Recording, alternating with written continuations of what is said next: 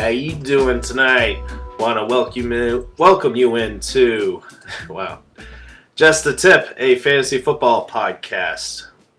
We are your tippers. I, Mac, aka Disfatt-Bidge. We got Ryan, the Tagless Haynes. Ryan, how you doing? Doing well as always. Like to hear that. Regan, how are you doing? You've been incognito. I'm what they call exhausted. Exhausted. After a bachelor party, going to the Bruins last night, and then in between, my wife thought it'd be nice to have my sister and nephew over and sleep over. You know, when it's raining and you're stuck inside all day, and the kids are up until 12 o'clock at night after a bachelor party till 3, and yesterday was 2. So, other than that, I'm doing great. I'm on overdrive, so let's get this going. I hope it was worth it, man. Red coffee out today. I had one yesterday before the game. Today is a 2 coffee day. I need to sleep tonight. I'm going to bed right after this. I might sleep in this chair.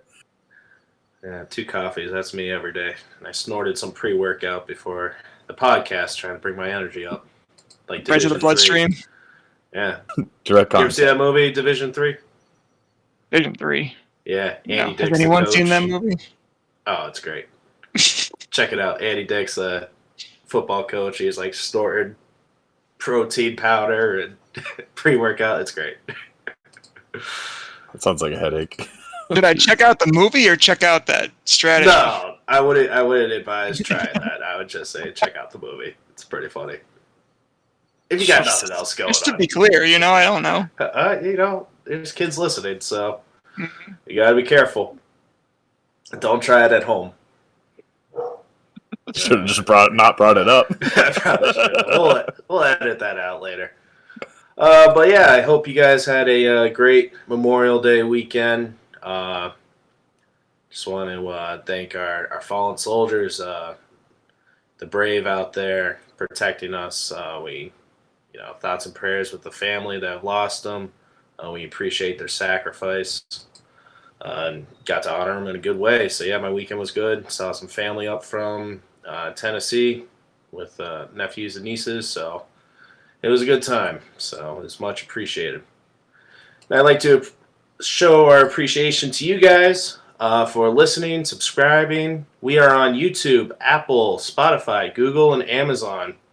If you wouldn't mind, smash that like button, follow us, subscribe to us, download our episodes. You can rate our episodes, our channel, and give us a review. Send us an email, write a review on Apple. It'd be much appreciated for us. Share our tips with your friends and family as well. We like to get our name out there more, see what we got cooking here, see if people are enjoying our tips. So we'd love to have some feedback. You can hit us up at our socials at Just the Tip FFP, Instagram, Twitter, and on Facebook as well. This week we are getting into the AFC North, but before that, let's get into Haynes' briefs. Ryan, what do you got? All right, so June 1st today. June 1st, for those that don't know, in the NFL season, players' contracts can be prorated and adjusted to apply to next year's salary cap. So what that means is that you'll probably see a lot of players getting cut. You'll probably see a lot of players getting traded. You'll probably see a lot of signings, and generally not big ones, but there are some big names out there that are rumored. So, there was a signing today, a small signing. Texans signed running back Rex Burkhead, which leads to the question: how many running backs does a team need? Mac, all of them. What's the number? All of them. All of them. They're taking the play out of the Tampa Bay Buccaneers playbook. Just hoard them all. The Chiefs did it too. Just get every running back. You never know which one's going to fall during preseason workouts and stuff, so you might as well hoard them all and cut them later. So if you don't have a quarterback, sign all the running backs, and that's the answer. Well, you just want to run the ball and get a high draft pick that you traded away already. Make the games for my factor. Maybe one can throw the ball. You don't know. That's true. That's true. It would speed up the game, though, if you just Yeah. ran the ball every single play. Makes sense. Mm. Next bit of news, Julio trade talks are heating up. So the Titans and the Seahawks right now are the most likely landing spots, according to several analysts. So do either of these teams end up with Julio Jones? Regan, what do you think? Well, first off, I do not want to see him go to Seattle. I think that would just be a waste. And I would love to see him go to Tennessee compared. He's not going to New England. I guess Tennessee, I'd probably like to see him with Corey Davis going to the Jets. So he's got a good spot to fill. Do you think, Regan, if he goes to Tennessee, that hurts or helps A.J. Brown? A real good question. Compared to last year, I think it hurts. I don't think by much. I think he'll have a couple more bigger plays in general. Maybe more of a boom bust season compared to an average that he had last year. Because Corey Davis really fell off at the end of the last season. So, okay, fair enough. And next bit of news: are you guys buying Brandon Jacobs' comeback as a defensive end? Mac, what do you think? Why not, man? Why not? Just come on back, play a different position. You probably played it in high school or something. It's like riding a bike. You throw him in on the D line and see what happens, man. I don't care. Just do it. Hey, make that money. Why Yeah. not? That's Like, wild, though. People get injured all the time, so hey, something might open up. Do you think the Texans, Regan, signed Brandon Jacobs to play defensive end to replace J.J. Watt, but also act as like running back number 10 on the depth chart? Jesus. Fullback. So this question, that's so absurd. They'll hire him back to play QB beforehand, I would think. He could play QB. I mean, everyone's switching positions nowadays. So Brandon Jacobs, quarterback, Houston Texans, also running back, defensive end. Flag football. Oh, Mac, you'll like this. Urban Meyer said, quote, Tim Tebow looks awkward at first practice. Are we surprised? I know He's an Mac awkward isn't. dude. Regan, are you surprised? No, not at all. Go ahead, Regan. Go. Well, I think he's just an awkward dude in the first place, as much as a good person he is. But I think you might bring it up, though. Pictures of his guns, holding the ball. I was really impressed. He pretty much just sat in the gym and waited for his chance. So we'll see if that helps. I don't know. Getting jacked helps you run routes and catch the ball, but I'm actually really excited about this. What are you thinking, Mac? I know you got a lot to say about this. Why would you think I have a lot to say about this? Is there any particular reason? Yeah, you've been shitting on Urban Meyer since day one. Oh, that. I thought it was because I added Tebow in Dynasty. He is still QB eligible and tight end eligible. So say he does some stupid gimmick play where I could just throw him in my flex on a bye week and he throws 2 touchdowns, something like that. Hey, we'll see. Yeah, you think Urban Meyer would know if he looked awkward working him out and seeing how he would run routes with a quarterback like Gardner Minshew when you had him? Like, hey, you want to throw some balls to Tebow, see how he looks before we sign him? No, we're just going to sign him. Publicity stunt, whatever. I don't know. What was the over-under? 3.5 catches? Or if he even makes the team. So we'll see. He'll probably his first cut. He'll probably make it to the second preseason game. So whatever those amount of cuts are.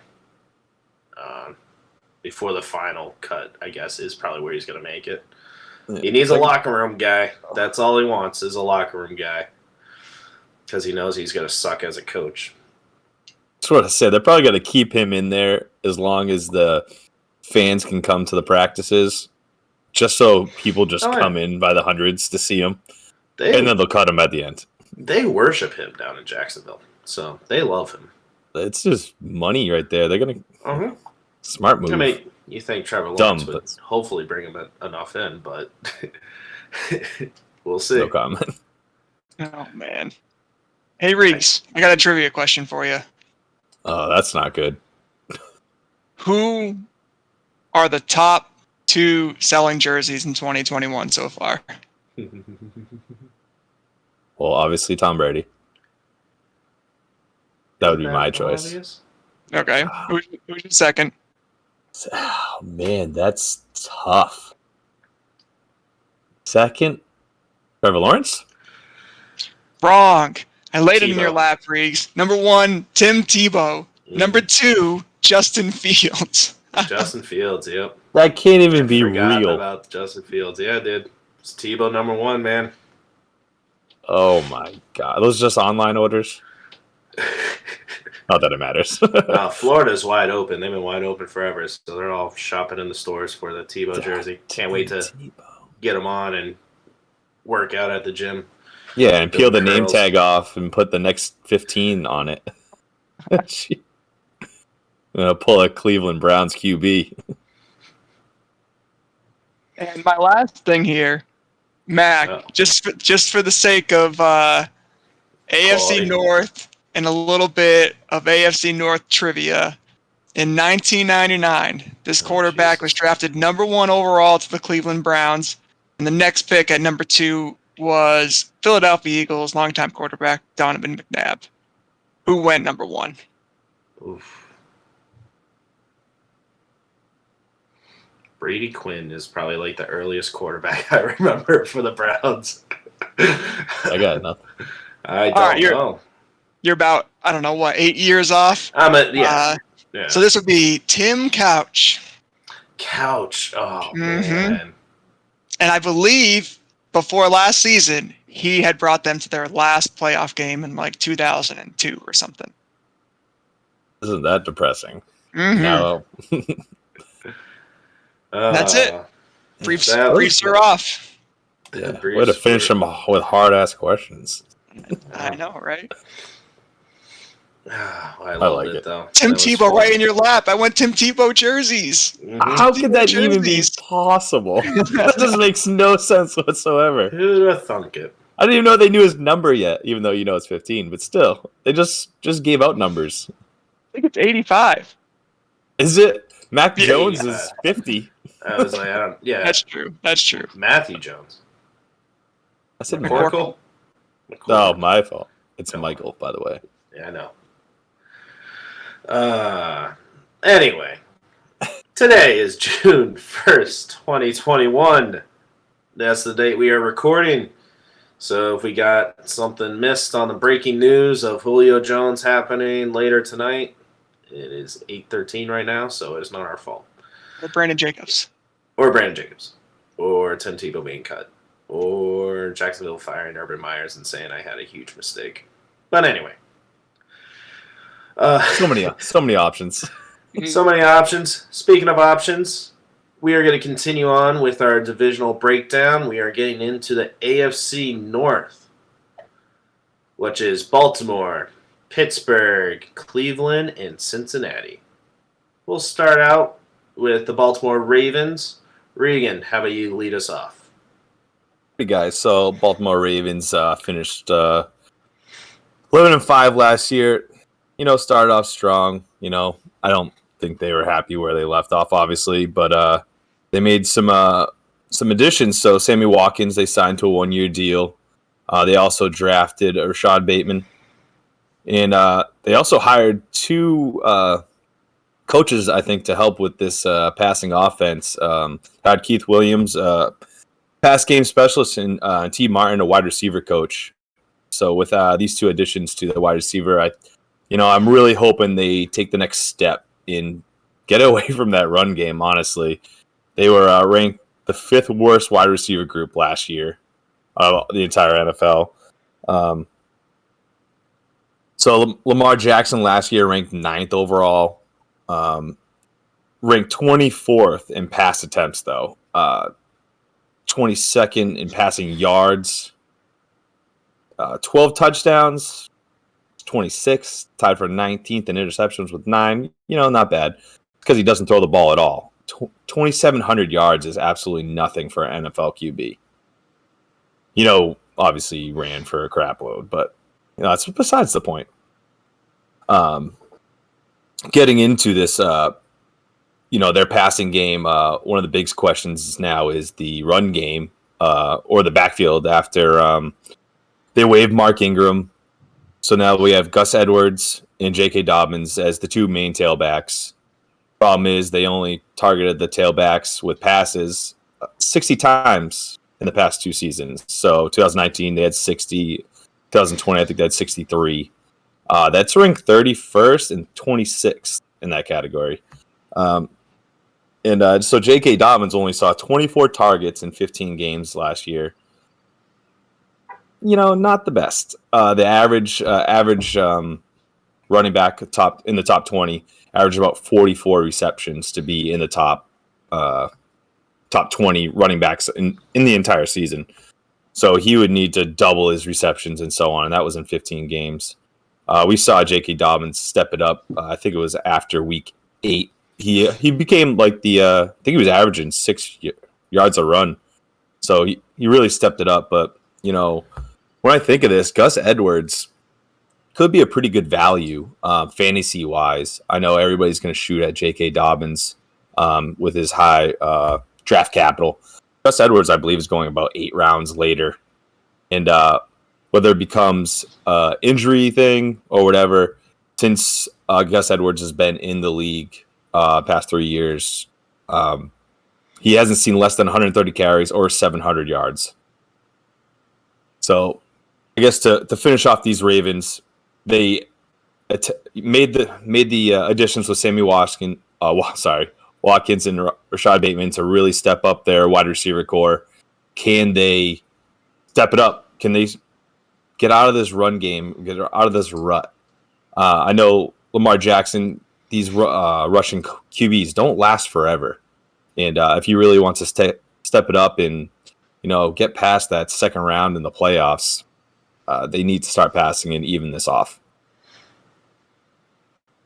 So I guess my main question is, do you guys think Lamar Jackson actually does step this up? I know it's somewhat obvious with these two QB helpful coaches and these 2 new wide receivers. So I'll send it to you, Ryan. Do you think Lamar Jackson, can step it up? Do you think it's in his repertoire to do so? Yeah, I mean, I think this is a similar conversation that we had to Cam Newton. I think Lamar Jackson certainly has more, left in the tank as far as, being able to pass the ball around. I mean, last year he was throwing to, let me just rattle off some names here. After Marquise Brown, you had Willie Snead, Devin Duvernay, Miles Boykin. So any kind of upgrade at the wide receiver position is only going to be helpful for Lamar Jackson. That offense was so predictable last year, and that's what killed them at the end of the season. It killed them, in the wild card round. Actually, they might have made it to the second round. I can't remember exactly, but actually, at the end of the season last year, they started to pass the ball a little bit more. Marquise Brown was a little bit more effective in fantasy, and that is kind of when the team started flowing. So I misspoke there. They need to be more well-balanced, and I think with the guys that they brought in with Bateman and Watkins, and they still got Brown and obviously Mark Andrews, they have a pretty well-balanced passing attack. So no more excuses for Lamar Jackson as far as that goes. Mac, what do you think? Yeah, they were too one-dimensional for sure. So it's not so much get away from the running game. And it is their strength, but they got to add more to the playbook. Yeah, you can't be not in today's league. You can't be one-dimensional like that. You seen him do it. Lamar Jackson, that is, passing all over Miami. I seen that. It's 500 yards passing. So it was a ridiculous game. But he just needs some better weapons and a better game plan. It's shown for the past 2 years that they can't make it to the big dance with what they've been doing. So if they don't have a defense that can carry them with that great running attack, and that gets shut down, then you have to play catch up. The running game's not going to do it for you. So yeah, we'll see with Rashad Bateman, drafted 27th overall. So they're trying to invest into the passing game. So we'll see. I'd say this year, it's a big big season for Lamar Jackson coming up. He's got to step it up passing wise. Everything else he's great at already, and but yeah, just to get him over that hump. Couldn't agree more. And I guess just my follow up, since Ryan mentioned it, was Mark Andrews. And 2 years ago, he was a sleeper in general. Won me my league pretty much. It's always nice to get that unexpected top 5 tight end or something like that in the season. And last year, not so much. So with these new wide receivers, I'm guessing, do you guys think that shouldn't hurt him? I think his red zone target should go up. What do you guys think about that? How about you, Ryan? I think red zone opportunities should go up. And, there shouldn't be an offense where it's going to be you get in the red zone, you run on first down, you run on second down, and you're either running again on third down or you're throwing a third and a 2 and throwing a slant over the middle or something like that, something short. So they should be able to open up a little bit more, which should increase his red zone opportunities. And I think he's still going to be the guy in the red zone. That's really where his value is at in fantasy. And hopefully with more weapons running around the field, he'll have more opportunities to have targets, in the drive as a whole. So, yeah, Mac, what do you think? Yeah, they brought in Watkins, another big body, so you can see Mark Andrews will get triple teamed, and they stack the box too because of the run. So if Andrews is not able to get out and find a hole in the defense, he's got 2 guys on him, sometimes 3. So, yeah, he was tight end 6 last year. Very inconsistent though. Again, with the entire offense for the Ravens, it took them a while to get going. On the second half of the season, Dobbins started going, Marquise started going, so did Lamar Jackson, so did Andrews. So you got to look at the consistency points as well, not just overall ranking for Mark Andrews. But one thing I want to bring up about Mark Andrews being consistently at the top 5, I'm not sure he will this year. The passing attempts, I just wanted to spotlight right here. So Jackson pass attempts last year, 376. That's a pretty small pie when you go versus Goff. He's going to be throwing to Hawkinson. That's 552 last year when he was with the Rams. That's how many times he passed. And they had a decent running game as well. Mahomes, 588. He's throwing to Kelsey, Derek Carr, 517. He's throwing to Waller. Stafford, who was throwing to Hawkinson last year, 528. So that's roughly 150 to 180 passes less that Jackson is throwing. I'd rather get a Hawkinson before I'm taking Andrews. I know that he's like around tight end 3, but Tunyon was tight end 3 last year. So, but I'm saying ADP wise. So, I don't know. I might take a chance on like Pitts or Gesicki in a later round and get a better wide receiver instead of drafting Andrews early in the top 5 rounds. I'm hoping he drops, just considering his output last year in general. And it was obviously a bad season for tight ends anyways. It was. I think Pitts is going to bring some sex appeal. A lot of people are going to like him, so a lot of people are going to reach for him, especially if Julio is out. So yeah, you might get Andrews to drop. I can't see him really dropping past round 5 though, because tight ends are so rare. Good point.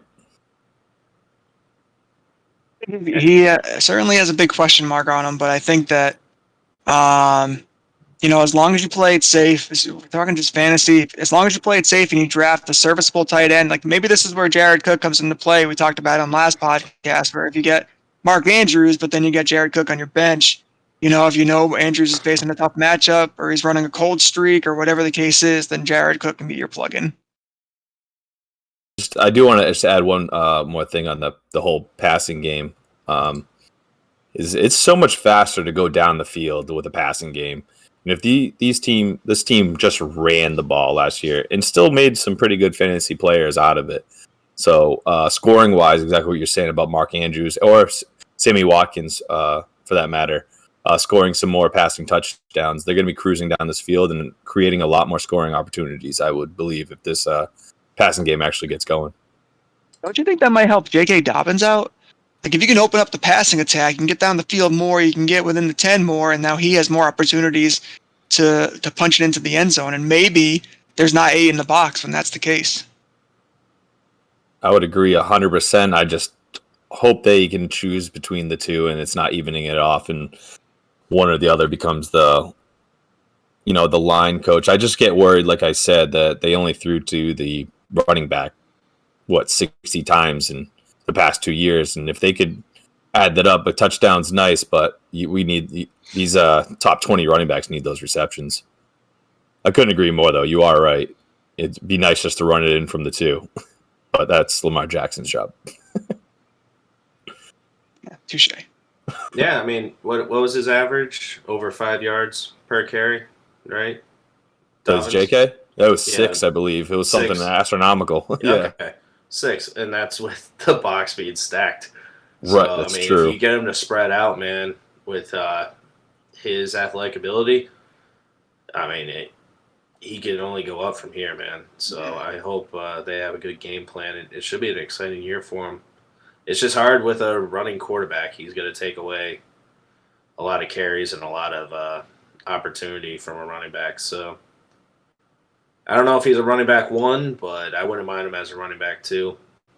I think he has some real high upside, especially if somebody gets hurt.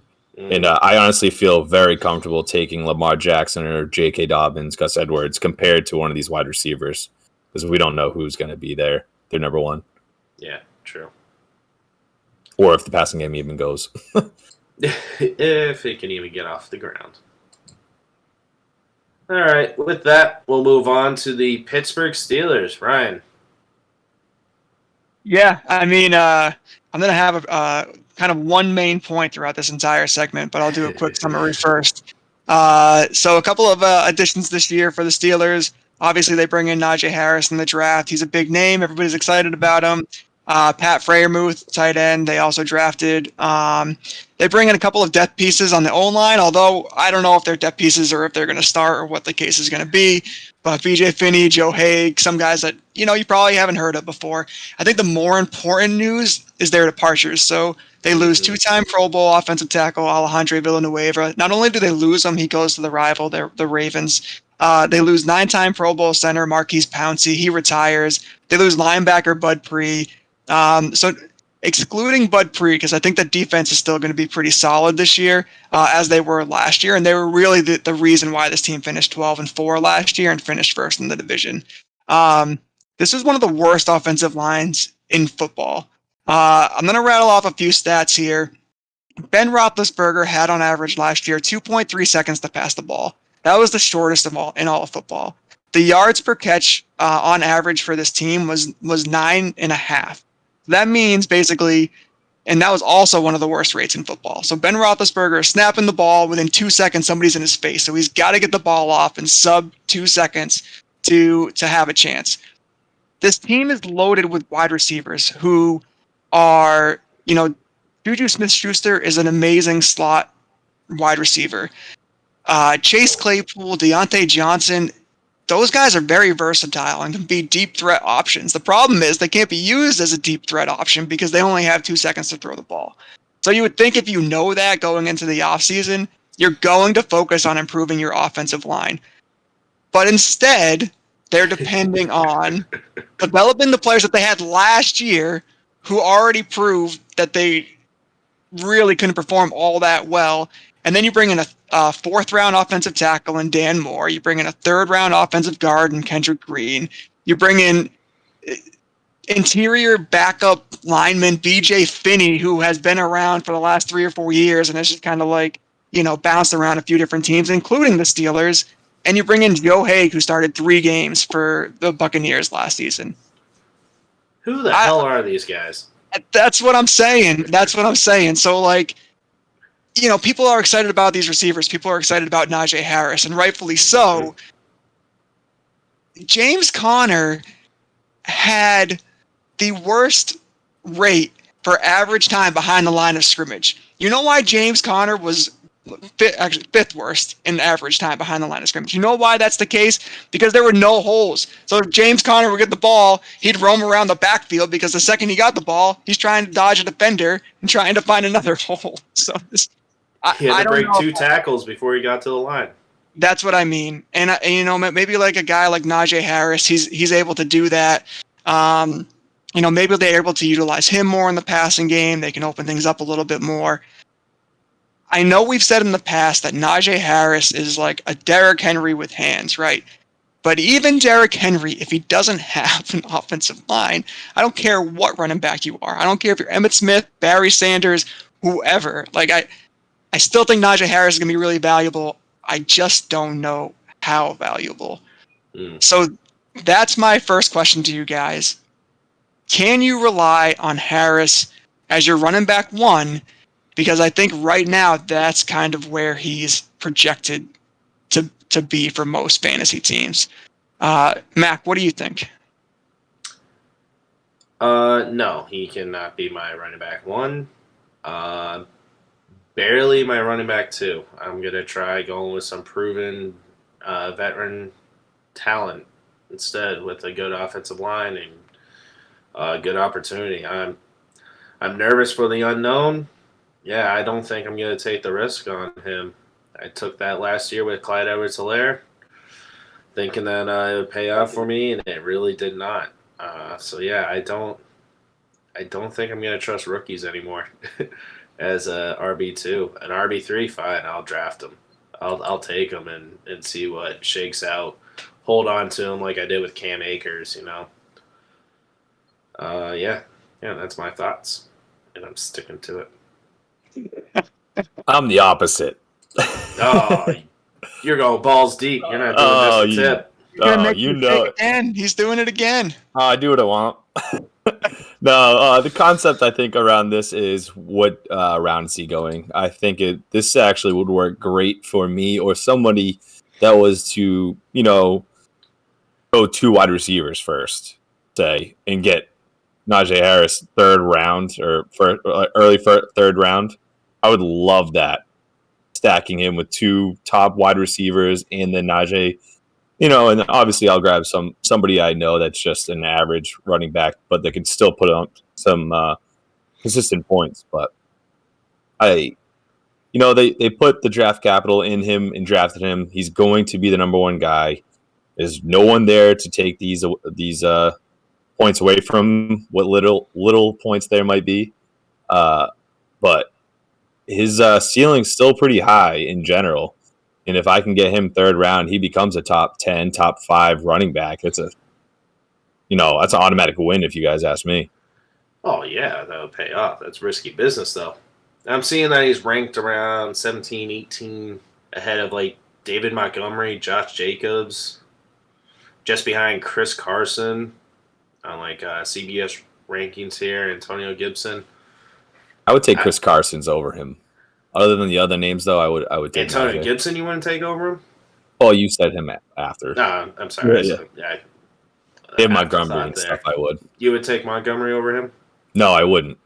No, I would take Najee Harris over Montgomery. Huh. Interesting. Where's Eckler at? He's like 9th, so he's up above there. It was PPR. Okay. For those of you that are new to the podcast, we go by PPR rankings because that's mainly what we play, and that's mainly what all the cool kids do. Need that as like a header or as like in our logo. Yeah. Yeah, definitely. What about DeAndre Swift? Last name I'm going to throw out there. DeAndre Swift was 13.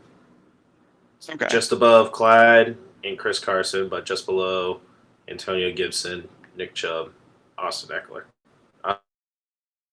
Sounds about right, though. Okay. You know, I don't mind those rankings, and I agree with what Reek is saying. Like, if I got Najee Harris in the 3rd round, and if he was my running back 2, so if I was able to get a stud receiver, an established running back 1, and then Najee Harris, I would be very happy with that. Oh, that's fine. A running back 2, that's fine. But Regan's style is going 2 wide receivers. So he wants Tyreek Hill and give me another one that you're going with. Oh, there, you know. In the 2nd round. Oh, it's You're in the so middle of the pack. You take Well, Tyreek Hill. right there. Honestly, I want Hey, Travis Metcalf. Kelce. I want Travis Kelce first You would take. round. Okay, fine. I would. Hey, I would totally do that. It depends on where you're drafting. It's tough. Yeah. Depending on where I am. You know, Diggs is falling second round. If I can get something like that with Travis Kelce, oh my god. Yeah. Oh, It's how it lays off. Diggs is barely going to drop into the second round, if that, dude. He's going to be probably. I'm just saying, what if I picked like 11th? It's Okay, wishful dude. thinking. It's Okay. wishful thinking. Then all the running backs are off the board. And Najee would be gone already. Maybe. You might get him. I'm just saying, Najee, it is a risk, and listening to other podcasts and listening to How dare experts, you listen to I other know. podcasts? It's Just I'm kidding. like How much the better were we? Santa and Miracle on 34th Street. I'm spreading the word, So yeah, I mean, I don't know. Everybody's high on him. Everybody's high on this guy, and I could see a lot of fantasy players getting real excited about picking him early second round, late first. And I'm just saying, beware, because to be a good running back, in my opinion, you have to have a good offensive line. This offensive line was one of the worst in football last year, and they did not improve. They may have gotten drastically worse. So, Very true. I don't know. Very true. They did sign Kalen Ballage too, though. So Oh, watch out. Garbage coming through. He had like 2 good weeks last year. That was 0 this year. Hey, I think that's enough on the running back there, but just a real quick point. They were really high on Clyde Edwards-Helaire last year as well. So, Weren't we pick your all? poison. Yeah. And Apparently, they didn't have a line either. Real quick before we move on. Yeah, let's get into the receivers. There's a lot of other talent over here.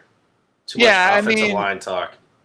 We know what the receiving core is. The receiving core is solid. You had 3 receivers with over 100 targets, so all of them are reliably being used. I don't know how much more the Steelers are going to actually run the ball, because I don't know if they're going to be able to run the ball. But with that said, all these receivers had over 100 targets. Nobody had 1,000 yards. Yeah, run by passing. That's what their style was. Exactly. So they, Big Brent spread it out to all these guys.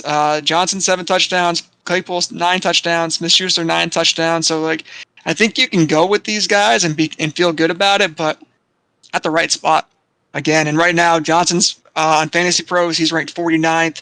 That to me is a little low. Claypool's 80, Smith-Schuster's 82. I feel like that's where I'm comfortable drafting a Steelers receiver. Oof. I think that's going to be a steal for Juju there. You said 82? 82. I don't think that's 6. I mean, if he gets 96 catches last year off of 128 targets, I'm good with that. That's good. I'll take him there. He also just signed just for 1 year.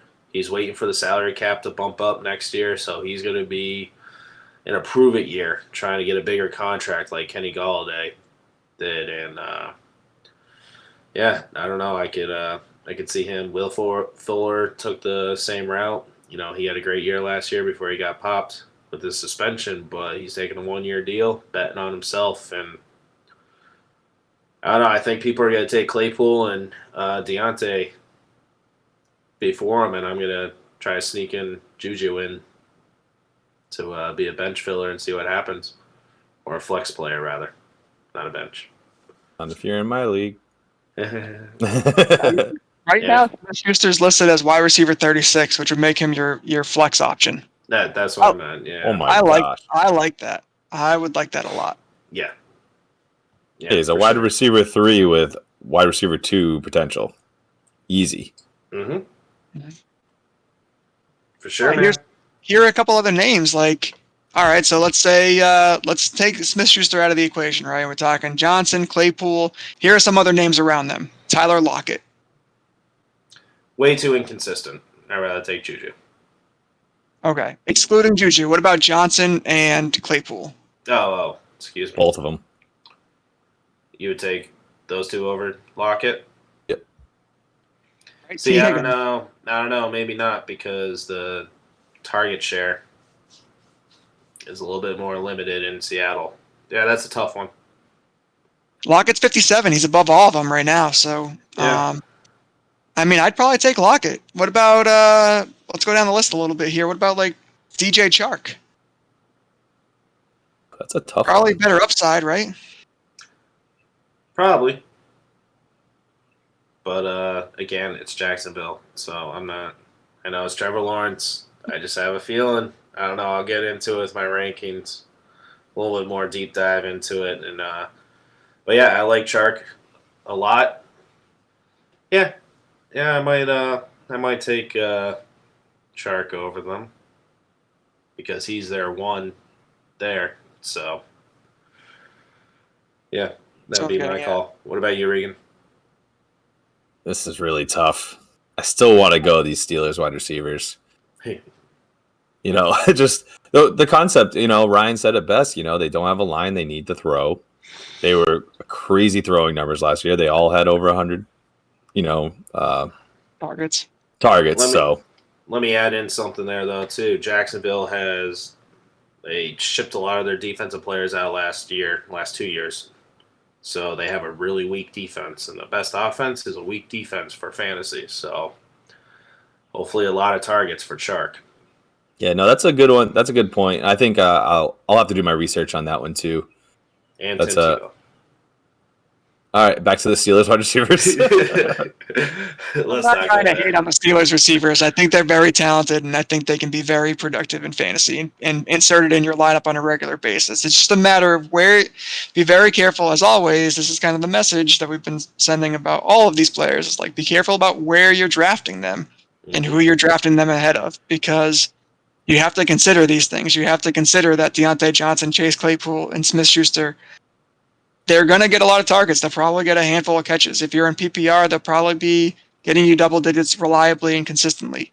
If you're not in PPR, I know that they, 7 touchdowns, 9 touchdowns, 9 touchdowns. I still think Najee takes a little bit out of that, and I still think Najee is going to take a little bit more out of the passing game too. He So then definitely James will. Conner did.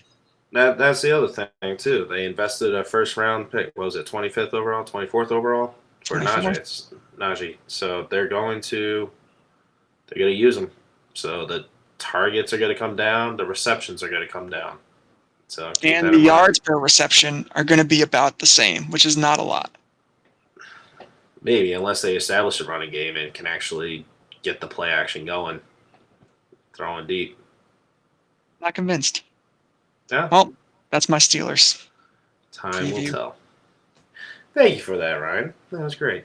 Stuff. Let's get on to something even better. The Cleveland Browns. I'm just kidding. I got a friend, Roy. He was a big Browns fan, so the future's looking bright for you, Roy. Keep at it. As a Miami fan, I know what it's like to suck for years. So, Yes, you do.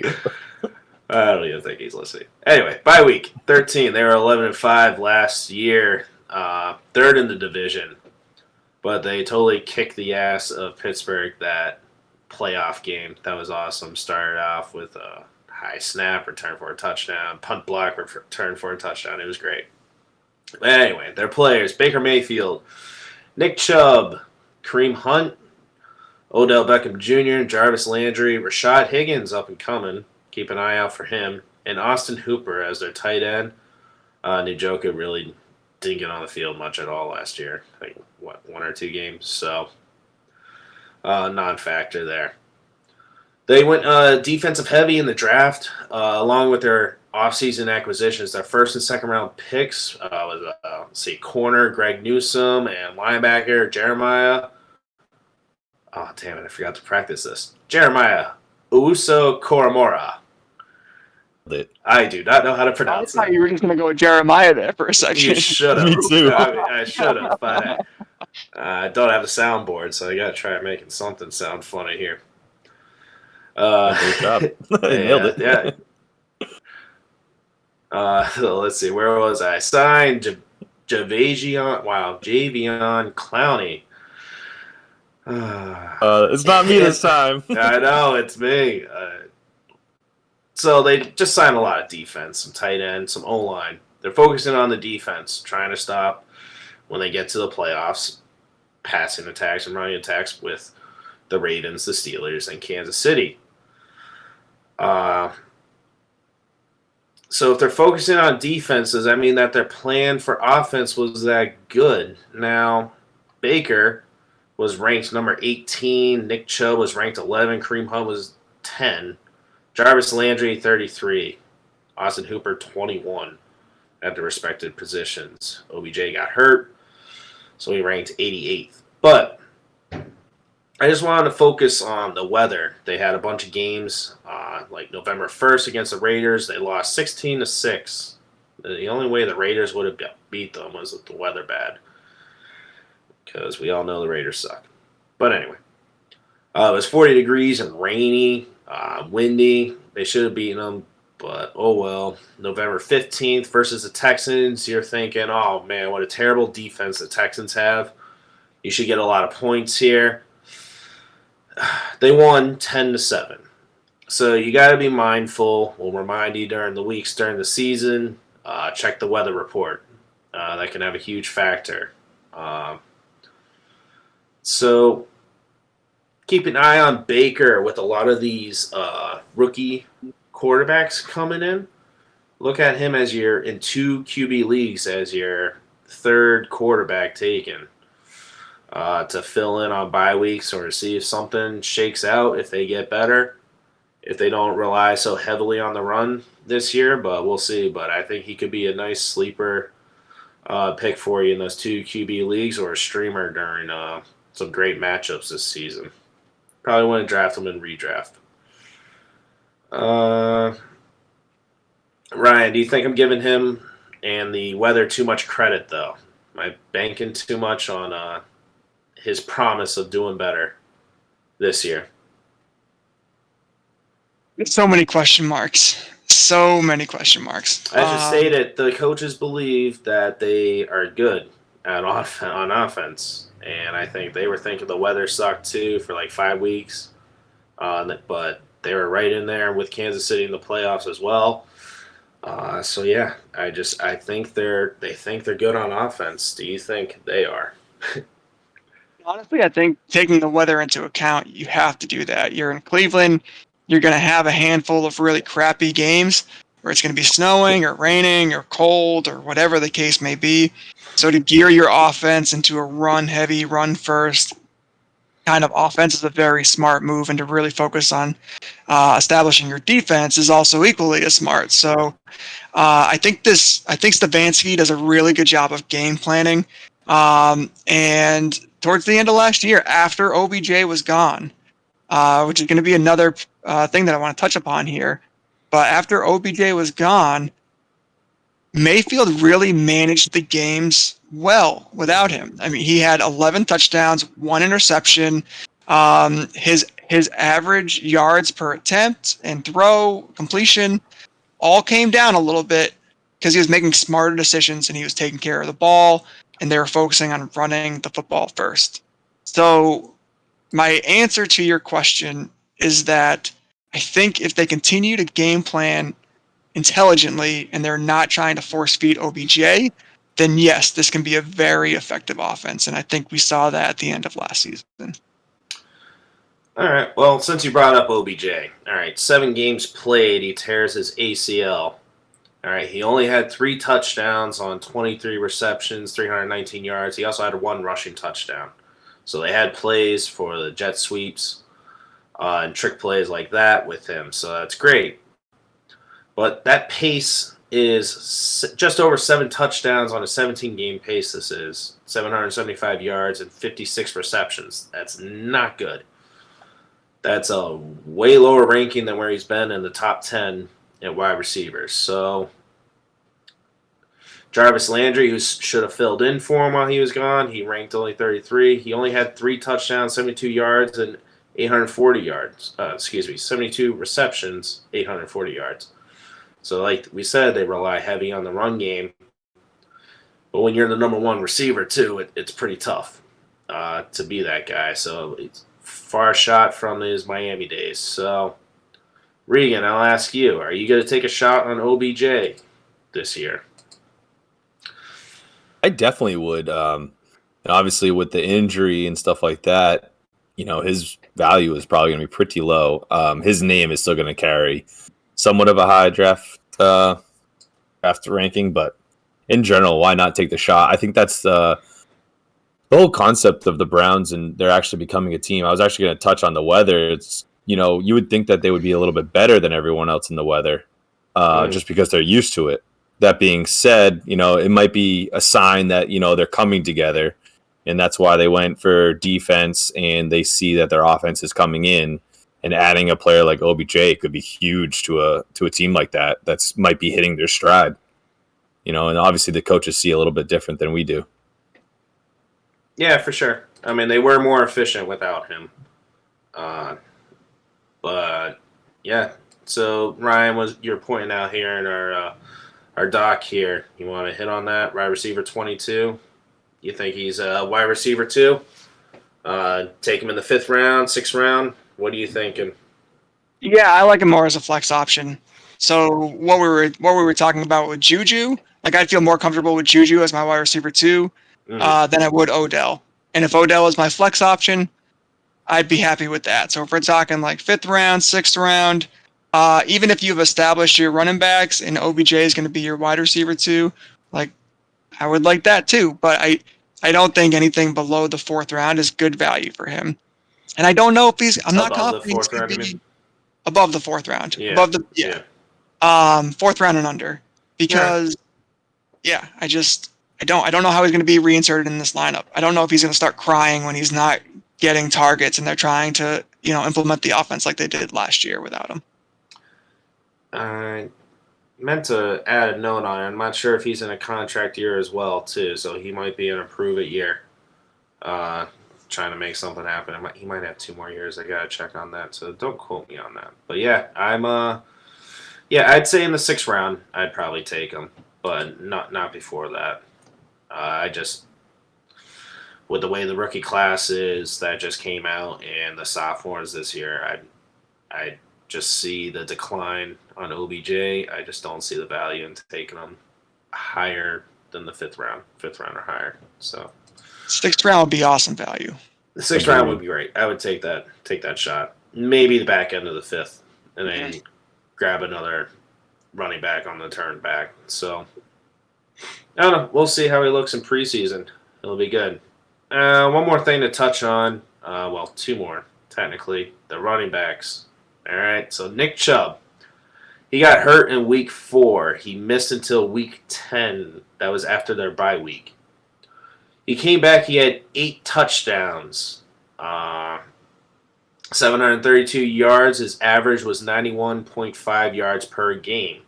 So his 17-game pace would have been 19.5 touchdowns and just over 1,500 yards per game. Kareem Hunt, his actual yards, once Chubb went down, his value skyrocketed.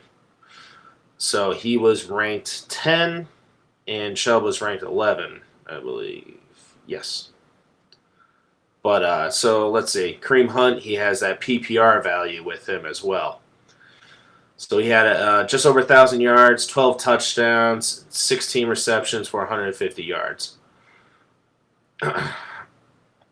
So his pace would make him a top 5 running back over a 17-game period without Nick Chubb there.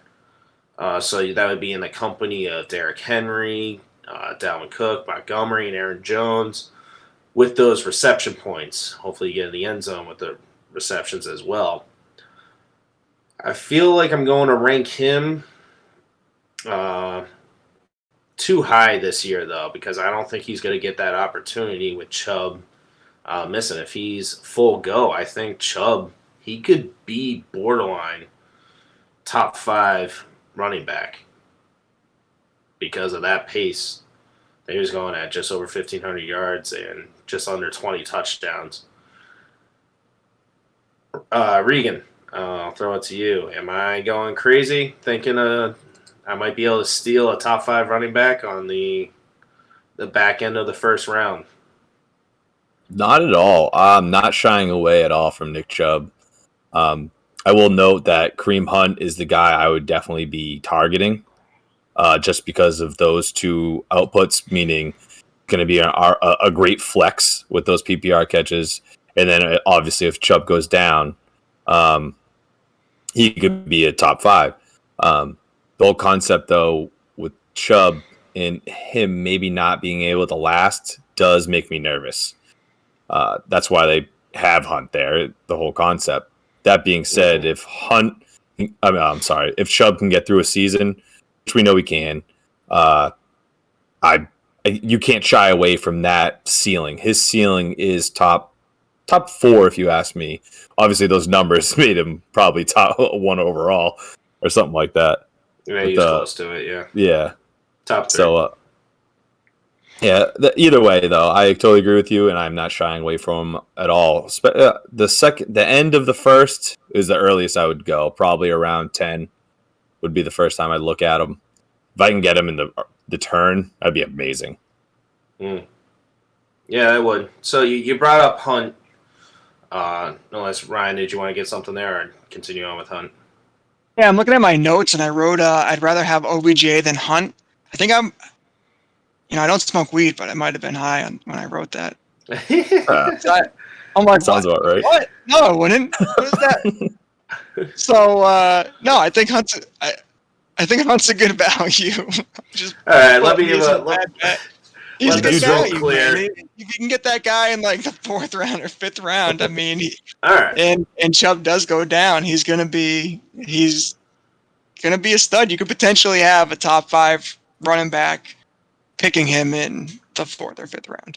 You could, but I think if Chubb stayed healthy, he would not have had that successful season. So you're banking on that. So Hunt ranked number 10. He had 841 yards, 6 touchdowns, 304 reception yards, 5 touchdowns. The stats I was talking about before was Chubb. No receiving touchdowns, barely any receptions. So their guy is Kareem Hunt with the passing attack.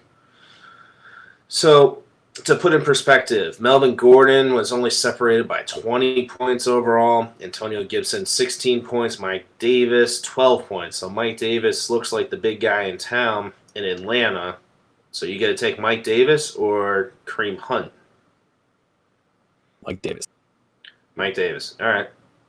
I would say, so the ADP for Hunt last year was 52. I'm going to say he's going to jump into the 30s because people are going to be like, all right, he did pretty well. He has a PPR value. I can see people being like, all right, all the running backs are gone.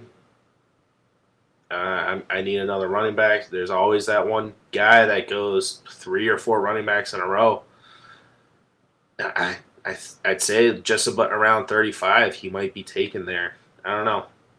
That'd be way too high. It would be way too high. I'm thinking people are going to reach, so unfortunately. No, I agree with you. 4th round, 5th round would be a Kareem Hunt territory. I think he is a true running back 2 flex option, because he's going to be too inconsistent. If Chubb's, you said it yourself, if Chubb's healthy, he's going to depend on catches, and if they're not really focused on that in their game plan, he could pull out a goose egg for you. That's the same concept, Mac, too, is the whole concept of knowing your league, and how you explained that guy was going to possibly draft 3 running backs starting off. That's the league you don't go to wide receivers overall, and you go grab a stud at the beginning if you think that nonsense is going to happen. That's tough. If that Hunt is the one that's getting taken in the 3rd round, that's 5th round. This is the sad thing about trying to give our projections now and not knowing what everybody's projections in general are going to be about these players. So it's it's got to shake out a bit. Right. You can watch these videos, get your mindset. Write a note. And go back and look at it and compare what we're saying now to the rankings later on. Or just download this podcast and keep it forever. Same concept. Yeah. So, all right. So if Hunt was the number 10 and then he was number 53 overall last year, I see it jumping up. Maybe 35 is too strong in the 40s, so the 4th round. Still tough. End of the 4th round, beginning of the 5th. I think you're better off going with a wide receiver there than you hope to land like a Robinson or a Gibson in later rounds or off the waiver wire. But yeah, I don't see him repeating, I think is what I'm trying to get at as a number 10 overall running back. Because I think Chubb is, well, I hope he sticks around the whole season. So if he wasn't there, then yeah, you're looking at not top 10, but maybe back into the 20, maybe 24 for Hunt. So we'll see. All right, we saved the best for last for you guys. We're gonna move on here. We're just about an hour here. So Cincinnati Bengals. Regan, what do you got for us with the Bengals? All right, we'll cruise through these Bengals. Honestly, this is actually as bad as it's been. This is an exciting team fantasy-wise, if you ask me. I don't think we know the outcomes, but there's a lot of possibility. So their key additions, obviously, Jamar Chase, first round. And then their two big things that I consider big is they got Riley Reef, offensive tackle from the Vikings, and then they drafted Jackson Carson, I believe, in the third round or something like that. That being said, back to their past 2 years were poor. So this is going to be the third year with their coach, Zach Taylor, with a grand total of only 6 wins in 2 seasons, which is, I think last year was 4, So that was Marvin Lewis, man. Oh, it just hurts, and then to go against every single person in the world and not draft a lineman and go out and get Jamar Chase to please your rookie quarterback that you barely know. No, he's a sophomore now. Well, he was a rookie, He only played 10 games. That's not even a full season. I don't know. So they skipped up on some great lineman talent and grabbed Jamar Chase. That's really tough. And I'll note to Jackson Carson. So they drafted him in the second round with the 46th overall pick. So, excuse me, I said third before. Carson had a 98.3 pass block efficiency rating last year, which is amazing. Good for third overall in the ACC. It was the tackle that the coach is could compete as a starter for guard. And I know in college he actually played tackle, but Zach Taylor is saying he's going to jump right into the competition at guard, which I guess has been a giant problem for Cincinnati the past couple of years. Riley Reef. Honestly, I'm not sure. I haven't really watched a lot of Cincy games, but yeah, sounds about well, right. that's a problem. When you're reading this stuff, it's everybody's opinion and who did what. And I know Burrow obviously ran for his life last year, tore his ACL. Obviously, might have had a better option, better chance of that not happening if he had a better line. Back to the other guy that they got, Riley Reef from the Vikings. He let up 1 sack last year, 21 pressures. I think that ranked only like 59, but don't pay attention to that number because it's based on all tackles, and half the tackles barely play, so on. So something weird.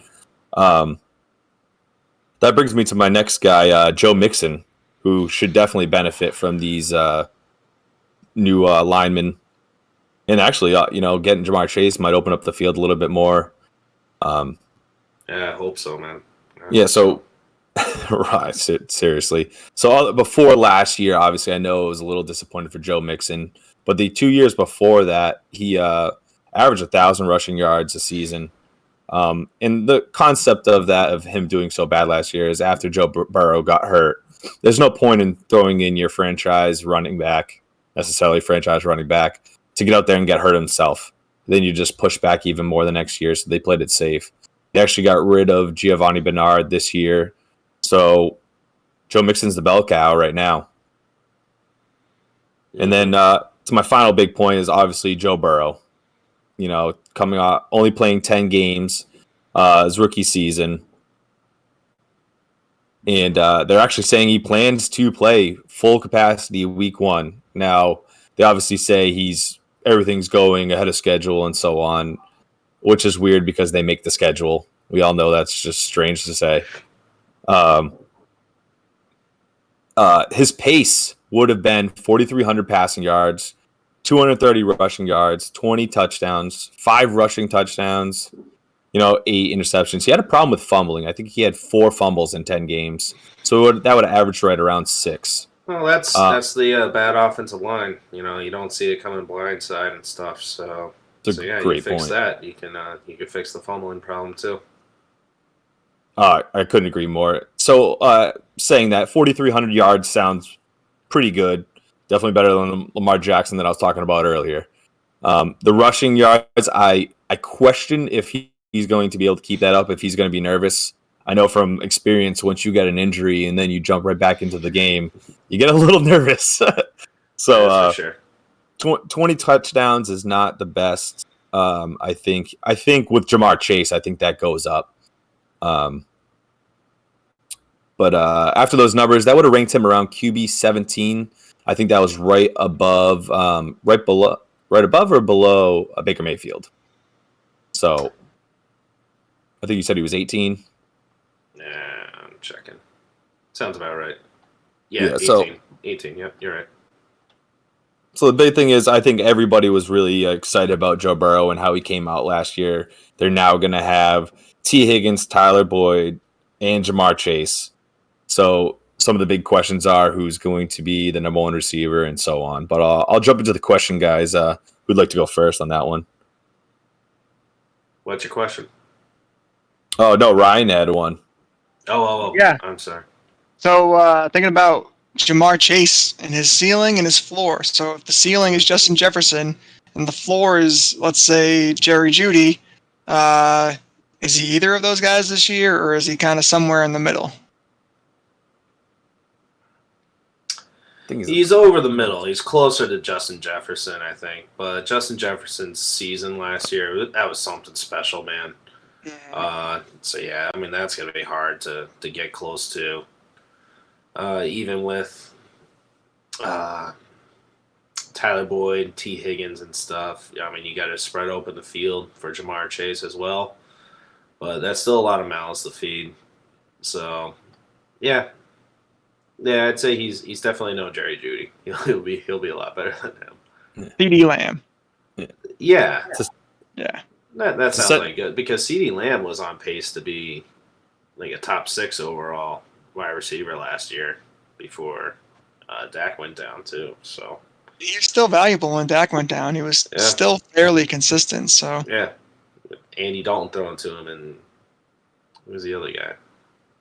Luton. No, that was Jacksonville, wasn't it? Was Andy Dalton? Yeah, I don't even know. Doesn't even matter. I do have it written down, but I don't remember who it was. So yeah, by the way, go ahead, Regan. No, I was going to say I did have a question. I wrote it down late. So that's why you asked me. I was like, what is he talking about? No, I thought I spaced out and missed your question. No, that's cool. I honestly was going to kind of send this back to Ryan, though, about Jamar Chase. And do you think Burrow is going to kind of force feed him necessarily? He's going to want his friend to do well. That sometimes happens. Do you think that changes the way he distributed passes last year? They lost AJ Green, which is a big one. I know he didn't do much, but he targeted him a lot, but he did. Yeah, he didn't do much with it. So those targets got to go somewhere, and he begged for Jamar Chase. Sorry, I'm cutting into your question, Ryan, but hey, we're a team. Keep it going. That makes a lot of sense, Mac. I mean, yeah, AJ Green's targets have to go somewhere. I think he still spreads the field. I still think he still gets T. Higgins involved. It's not like you have a clear-cut number 1 and you're trying to force feed him the ball when you don't have reliable 2s and 3s. Like, he has a reliable second receiver. He has Joe Mixon. He has, even Tyler Boyd as a 3 is he's a pretty good number 3. He's good, man. His value's going down though, unfortunately. Yeah, which makes sense. But as a 3, for Joe Burrow and the Bengals, I think I'm happy with that. I know, Reeks, you were talking about whether or not Joe Burrow would he be a top 15 quarterback in fantasy? And I think right now, if you look at the projected quarterbacks around that area, you have and Joe Burrow is listed as 12 here. So behind him, you have Tannehill, Matt Ryan, Trevor Lawrence, Kirk Cousins, Baker Mayfield. I think all of those guys could kind of surpass him, but I do think he's kind of in that tier. Because below Baker Mayfield, you get into Carson Wentz and Daniel Jones, and above Burrow, you get into Matt Stafford and Tom Brady. So I feel like those 5 or 6 players ending at Baker Mayfield there is where Joe Burrow kind of lies. And I actually love that tier of quarterbacks, especially if you wait on a quarterback. Getting one of those and somebody just panning out, those are the guys you get in the 10th round or something even lower. So I like that, though. Oh, yeah, Cincinnati. I went with Joe Flacco in the 12th round. So. Did we say we were saving the best for last and went to the Bengals? I don't think the Bengals have ever been mentioned with the best ever as a franchise. Straight sarcasm the entire time.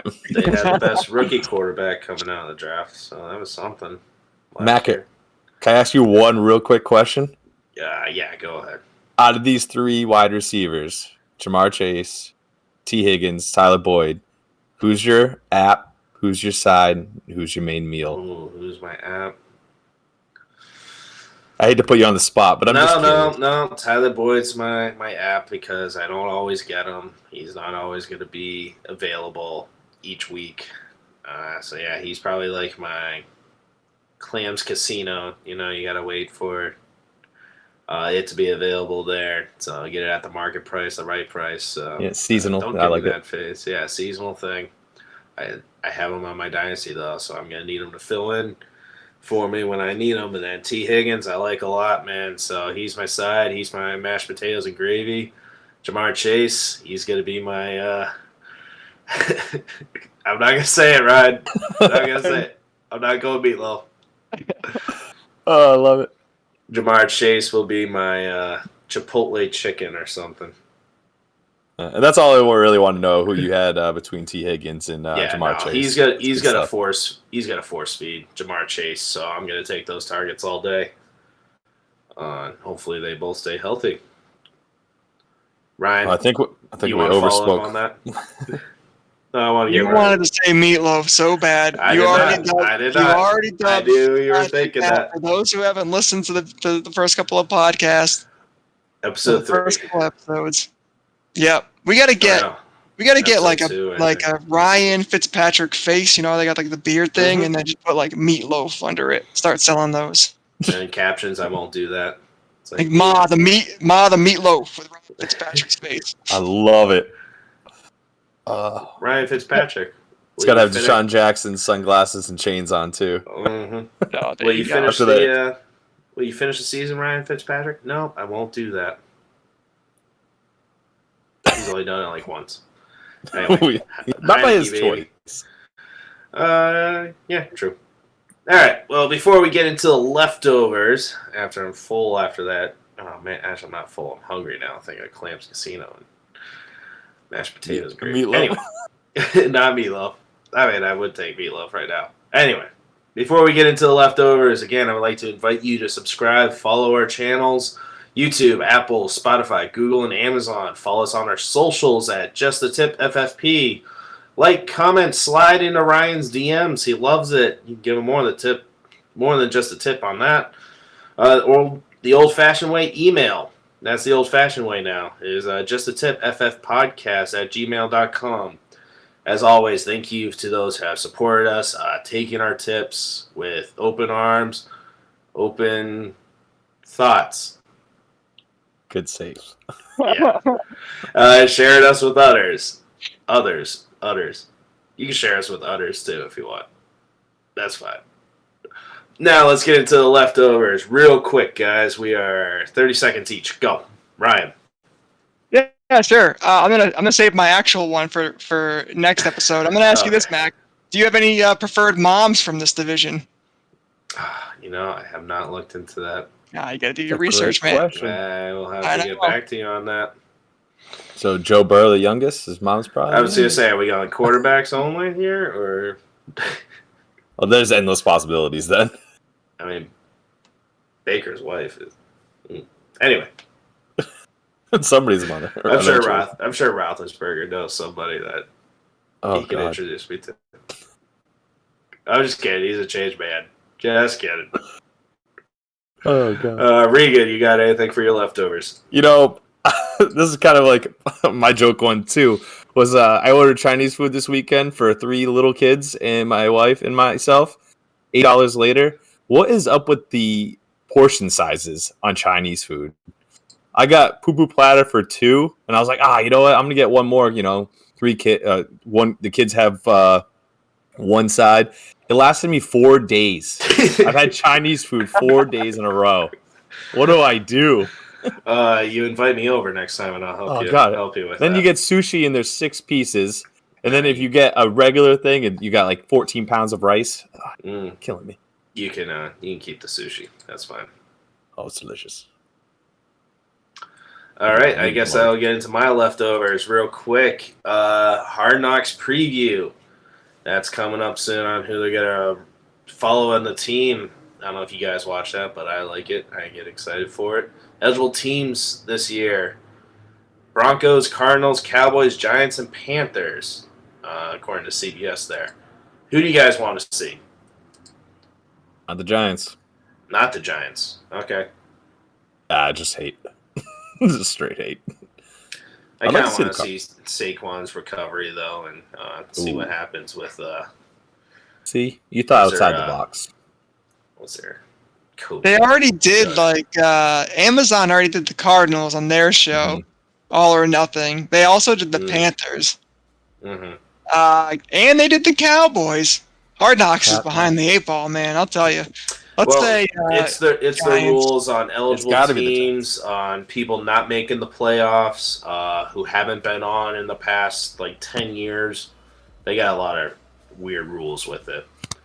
Yeah, I guess star power would be Cowboys first, then Cardinals, with J.J. Watt going over there, and you got DeAndre Hopkins there, A.J. Green going there, Kyler Murray. You know, the Cowboys might be good with the Dak coming off injury too. I would say you got to go with one of the recovery injuries, either Giants with the Saquon, but he's pretty much gonna be back before they even start filming. And then Prescott, but McCarthy's boring. So I'm also Broncos and Panthers. All right. Well, we spent too much time on that already, but hey. If you guys stayed this long, just go make sure you follow our socials. Just the tip, FFP. Slide in our DMs. Share the video. Share the podcast with your friends. Be much appreciated. Hope you guys have a good night. Regan, get some sleep. You need it. Seriously. Ryan, your mom did slide into my DMs today. No joke. Text messages Talking is not about my mom, Mac. I'll show you. I'll show you. It was pretty lengthy, if you know what I mean. I would say you can say hi to her, but I'll just say hi to her. That's it. I quit. My resignation letter is... You can't quit. Yeah, we're already getting rid of you. You listen to other podcasts, so. Ooh. Yeah. That is true. We also accept handwritten letters and owls and however else you want to send us. Good night. Bye. You can send us whatever you want. Well, Dak, here's the deal. I'm the best there is, plain and simple. I mean, I wake up in the morning, I piss excellence.